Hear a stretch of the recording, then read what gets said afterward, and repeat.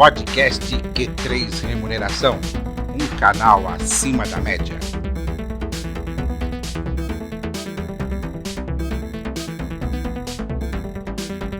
Voltamos com o podcast Q3 Remuneração, um canal acima da média. Lembrando que o podcast Q3 Remuneração é um oferecimento da RH Plus, a referência em remuneração, a consultoria que não fecha negócios, abre relacionamentos. E como nós estamos falando de relacionamento aqui, Minarelli, eu quero trazer um fato que vem acontecendo, já que você falou muito de LinkedIn como uma ferramenta para que as pessoas façam relacionamento e, através disso, acabem encontrando emprego, né? O LinkedIn é uma rede que começou inicialmente como se fosse um currículo digital, né? E acabou evoluindo para uma linha de rede social mesmo, onde as pessoas podem se expressar, publicar artigos, fazer uma série de coisas, né?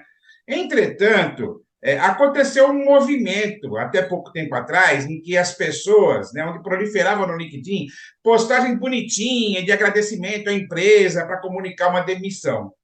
Agora, esse quadro mudou um pouco, né? Não sei porque tinha muita gente que criticava nos comentários essas mensagens bonitinhas, né? O que está acontecendo agora é exatamente o oposto, ou seja, publicações cheias de mágoa pela saída da empresa. Eu quero saber a sua opinião. O que levou a essa mudança de postura dos profissionais no LinkedIn? Bom, toda ação tem uma reação. Quando a demissão é mal feita, o candidato tende a comentar. E ele comenta no espaço que ele tiver. Ele comenta no boca a boca, no bar, os contatos com amigos que querem saber por que ele saiu, e também comenta na rede. E quanto maior for a mágoa, o maltrato na saída, maior é o risco do profissional falar mal do seu antigo empregador, até de uma forma um pouco imprudente, porque quando ele participa de outros processos, hoje em dia, os recrutadores, os selecionadores, os headhunters, investigam a vida dele na rede. Se por acaso ele foi injusto ou exagerado nos comentários, isso pode prejudicar. Mas por que uma pessoa se arrisca a fazer comentários desairosos sobre o antigo empregador? Às vezes não mencionando o nome para não ter o risco, mas mencionando o fato. Porque ele não foi bem tratado na saída. Ele se sente injustiçado pelo motivo alegado ou não alegado, pela forma como a comunicação foi feita, pela falta de cuidado nas coisas práticas da separação. Você imagina alguém que é demitido, como as montadoras faziam antigamente, por telegrama. Vocês lembram? Nós que somos mais antigos já assistimos muitas demissões, muitos cortes de montadoras, feitos por um famoso telegrama que nem existe mais, mas era mandado para a casa da pessoa comunicando o encerramento do contrato de trabalho. Então, a comunicação hoje é livre. Você pode postar em diferentes mídias, né? Isso impactou todos os meios de comunicação formais. Veja, até a campanha política utiliza esses canais para expressar as opiniões prós e contras, até para circular notícias maliciosas ou fakes em benefício do seu candidato. Então, não há muito limite e as pessoas, no caso do mercado de trabalho, utilizam essa principal forma de comunicação, que é o LinkedIn e, às vezes, também o Face, para externar o seu aborrecimento pelo maltrato. O Outplacement nasceu para ajudar o empregador a fazer a demissão da forma mais correta, respeitosa e legal possível. Por isso, tem uma parte pouco conhecida e que ocorre de forma confidencial, que é a orientação antes da demissão. Um profissional legítimo de outplacement se coloca à disposição de quem demite antes para conhecer o caso, saber a razão verdadeira, orientar o que dizer, orientar sobre o que dá, sobre o pacote de benefícios, para que tudo corra bem, primeiro para o demissor, que é o patrocinador do programa. E, por consequência, que comece bem o preparo do profissional demitido como candidato, porque Alguém que era diretor, gerente, coordenador e foi demitido, no dia seguinte passa a ser outra coisa, passa a ser candidato. E é um candidato que está num lugar diferente, que é o mercado de trabalho, e que tem que usar em benefício próprio todos os itens de marketing, coisa que quem é bem empregado não aprende, não desenvolve. E, nesse sentido, o preparo deve começar no dia seguinte ao da demissão. Então, tem o antes da demissão, o dia com o acolhimento, o dia seguinte com o acolhimento por parte da consultoria, e os dias posteriores de planejamento, organização e execução do projeto de transição de carreira até a recolocação, redirecionamento, início de atividade independente, seja a forma que o trabalho remunerado assumir. Miralli, eu vou fazer duas perguntas em uma, né? A primeira pergunta é em função do que você acabou de explicar. No sentido do que você falou, as empresas não deveriam priorizar a empregabilidade em vez de priorizar o outplacement? Essa é a primeira pergunta. Segunda pergunta, tem um movimento aí nas redes sociais, muito divulgado pela empresa, que é a tal de demissão silenciosa, né? O que é essa demissão silenciosa que está acontecendo? Muito bem. São duas perguntas distintas e muito boas. Vamos começar com empregabilidade. O que é empregabilidade? É a condição de ser contratável e enfrentar as transições de carreira. Este conceito foi difundido por mim, por um livro que leva este nome,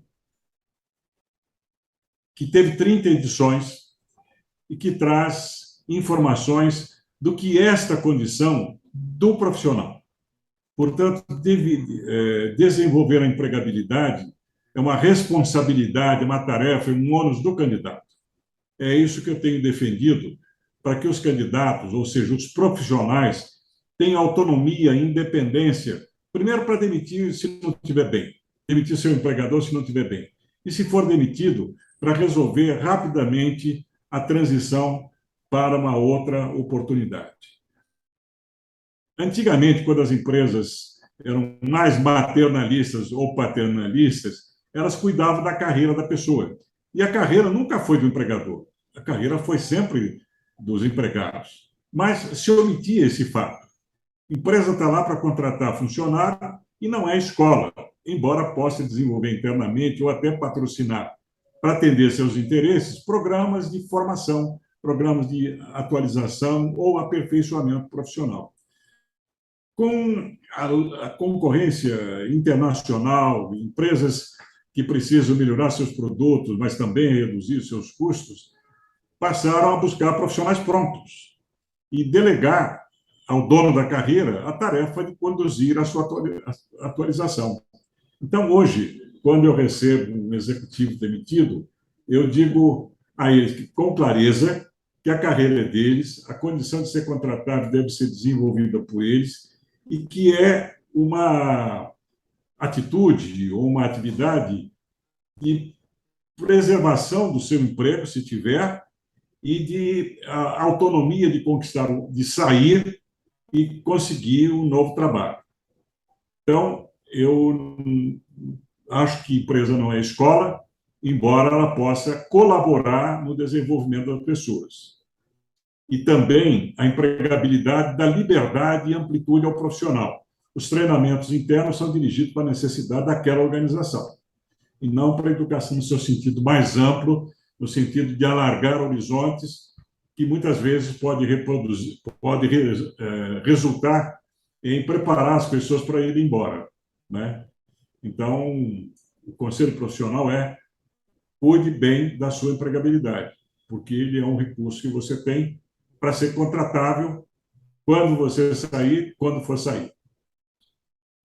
Bom, segunda pergunta que você fez, eu ainda não sei se é modismo, se é uma consequência de um fenômeno passageiro, mas o fato é que muitas pessoas, especialmente mais jovens, estão se desencantando com o mundo corporativo. E quando as pessoas se desencantam com o mundo corporativo, ou elas não querem entrar, ou se estão dentro, encostam no corpo, fazendo o mínimo, ou até criando condições para serem desligadas. Então, aqueles valores do passado, de fidelidade canina ao empregador, de emprego para a vida toda, está sendo substituído por uma relação mais fria, de prestação de serviço. As organizações que precisam contratam profissionais, remuneram e mantêm enquanto precisa, profissionais aceitam propostas interessantes, ficam enquanto interessa, ou enquanto não aparece outra oportunidade, e desta maneira, as pessoas não tratam mais as organizações como família, e nem as organizações tratam como família. Família, as organizações eram quando tinham dono. E hoje em dia, grande parte das organizações tem acionistas, não tem família proprietária. Uma família proprietária trata os empregados como filhos. E quando falta o feijão, aumenta a água, para que todos tenham comida à mesa. Empresa hoje, que é de propriedade de fundos, de investidores, são organizações muito frias e que gente investe dinheiro para arrecadar dinheiro e tem que ser racional, tem que ser econômico, tem que ser produtivo, e, nesse sentido, choca muitas pessoas. E pessoas que perdem a motivação, se desencantam com o mundo corporativo, tendem silenciosamente a fazer o mínimo, né? E criar condições para cair fora, não aderindo ao mundo capitalista, que é objeto de crítica de muitas pessoas por questões até de ideologia. Legal, para poder complementar essa pergunta do Matheus, eu quero falar um pouco agora também sobre o lado da empresa, porque também acontece, né? Que é o que está sendo falado no inglês na demissão silenciosa, mas o quiet firing, ou seja, são líderes que minam aquele colaborador até ele pedir demissão, né? Como é que você vê esse movimento também, que inclusive está sendo muito veiculado na imprensa? Bom, isso chama assédio profissional, né? Apenas deram nome em inglês para um fenômeno que líderes medíocres praticam para induzir as pessoas a uma situação desconfortável que leva ao limite, à doença ou ao espanamento, e o sujeito, não aguentando mais, pede a demissão, né? Essa é uma má prática da liderança. Maus líderes é que fazem isso. Bons líderes, quando não precisam mais da pessoa, avaliam corretamente, dão feedback verdadeiros, dão oportunidades, apoiam o desenvolvimento de comportamento ou atitude dos funcionários. Maus líderes minam pessoas que ou precisam de ajuda ou oferecem riscos ao seu papel de líder. E silenciosamente vão minando mesmo, vão cavando espaços, distribuindo cascas de banana para o seu colaborador escorregar e justificar uma saída. Um dos princípios que eu tenho recomendado às organizações é que a demissão deve ser um processo difícil, não deve ser fácil. E que o que é difícil? É aquele que você tem que justificar por que é demitir. E uma forma de fazer isso é colocar no comitê que decide a dispensa de uma ou mais pessoas, no mínimo 3 pessoas. O chefe, que quer demitir, o RH, que olha o quadro pessoal como um todo, e o chefe do chefe. Quando as 3 pessoas examinam os casos de demissão, muitas demissões são evitadas, porque pode ser descoberto que a razão da demissão é algum interesse do líder, que, precisando justificar para o seu chefe e para o diretor de RH, ele toma certos cuidados de propor demissões. Então, esse é um princípio sadio, a demissão decidida de forma colegiada. Porque, se não for assim, as pessoas podem utilizar esses expedientes mal intencionados de fazer assédio até que as pessoas que têm condição de sair, saiam espontaneamente, ou aquelas que não têm condição, cheguem a tal ponto de cansaço ou até de doença, que vão embora porque o ambiente é tóxico, o ambiente é hostil, o ambiente é extremamente negativo. Legal, nós estamos caminhando para o encerramento do nosso programa e eu quero falar um pouco sobre a aposentadoria, Minarelli. A década de 90, ela deu destaque aos programas de preparação para a aposentadoria por parte das empresas, né? Eu lembro muito bem que a Ana Freiman, ela fazia muito esse trabalho, né? Entretanto, você vem defendendo a prática da aposentadoria ativa. O que é esse conceito que você vem falando, Minarelli? Bom, hoje em dia, a expectativa de vida tem aumentado. A gente vai muito além do prazo de validade corporativa, que é de 62 anos para a mulher, 65 anos para homens. E hoje a gente vive bem até os 80, 85 anos em condições de ter alguma atividade, de ter alguma ocupação. A aposentadoria ativa, ela chama atenção para que o profissional que entrou na terceira idade descubra alguma atividade para ser útil, para se enturmar, para sair de casa, para fazer alguma coisa útil com a vasta bagagem que acumulou. E ela é ao contrário da aposentadoria no sentido de ir para o aposento, que quase sempre é lembrada ou praticada por algumas pessoas que não se comprometeram, e de uma hora para outra a pessoa volta para casa, senta no sofá, vê televisão e fica inútil. Da vida a gente não se aposenta. Portanto, a gente precisa se preparar para um jeito diferente de viver. E quem sempre viveu no mundo corporativo, teve emprego, salário, chefe, companhia, leva um choque muito grande se não estiver preparado, se não passar por uma descompressão do mundo colaborativo, do mundo corporativo, para um outro tipo de mundo. Tem muita coisa interessante. Mas, para isso, organizações que precisam renovar o seu quadro, criando oportunidade para a gente mais jovem, acabam criando programas de preparação para a aposentadoria. A Lens Minarelli tem feito programas dessa natureza, que é uma forma também de transição de carreira. Não provocada por demissão e nem de um emprego para outro, mas de um fim de carreira corporativa para um novo tempo, para uma nova fase da vida, que pode ser muito interessante, agradável, feliz, se a pessoa, primeiro, aceitar que um dia a vida corporativa termina. Se não aceitar, ela vai brigar até o fim da vida contra a maldade do mundo que a tirou do emprego. O emprego vai acabar para ela como forma de praticar a sua profissão. Depois, a pessoa precisa também saber que tudo aquilo que ela aprendeu e as habilidades que tem pode ter aplicações diferentes, tanto como trabalho remunerado, como trabalho voluntário, ou como hobby. Então, há um mundo de ocupações que permite que a pessoa continue ativa. E se ela continue ativa, a vida é prolongada, mais longa, é feliz e mais saudável.